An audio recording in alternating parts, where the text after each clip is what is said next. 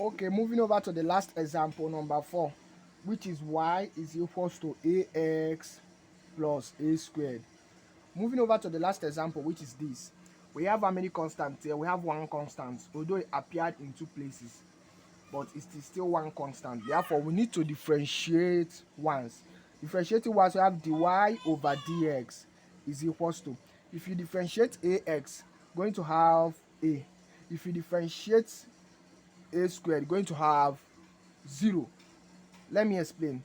Differentiating ax, you're going to have 0 because a is multiplied with x and a is in front of x.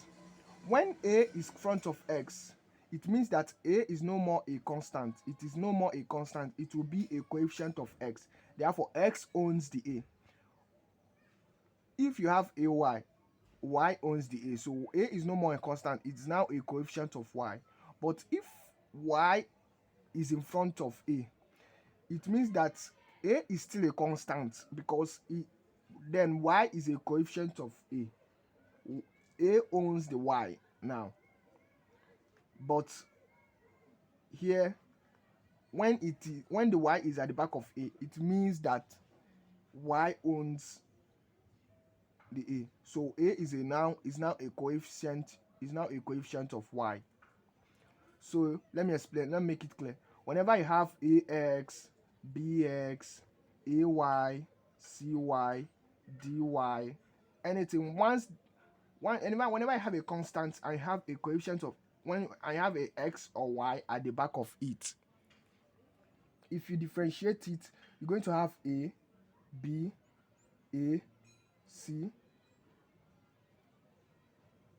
d.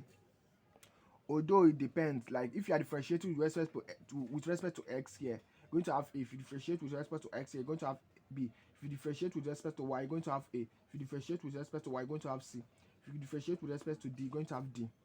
But if you have x a, x b, y a, y c, d, y d, here a is still a constant because it owns the x. It is at the back, so therefore it owns the x. If you differentiate this, it's going to give you 0 because a is still a constant. If you differentiate this, b is still a constant, give you 0. Differentiate 0, 0, 0 because d owns the y, c owns the y, a owns the y, b owns the x, a owns the x. And when you have a squared, b squared, c raised to cube, d power to 100, this is still a constant. Differentiating this will give us 0. Differentiating this will give us 0 because differentiating a constant will give us 0. I hope you understood from this illustration that I did here. Differentiating ax is the same. There is one that is spiritual here. That one will come to multiply everything here, raised to power that 1 minus 1. That's why 1 times a is going to give us a, but 1 minus 1 is going to give us 0, and anything raised to power 0 is equals to 1. Therefore, a times 1 is still going to give us a. Therefore, that's why you say differentiating ax will give you a. Then differentiating a squared will give you 0 because it is still a constant. Differentiating a squared will give you 0. And if you look closely from equation 1, this is equation 1. This is equation 2. If you look closely from equation 1, y is equals to ax plus a squared. If you look closely at equation 1, we see that we can substitute for a. We can substitute for a in equation 1 because in equation 2, a is equals to dy over dx. Therefore, we can replace dy over dx whenever we see a in equation 1. Therefore, we have y is equals to, if you replace dy over dx for a, I have dy over dx all multiply with x plus dy over dx all squared. Now,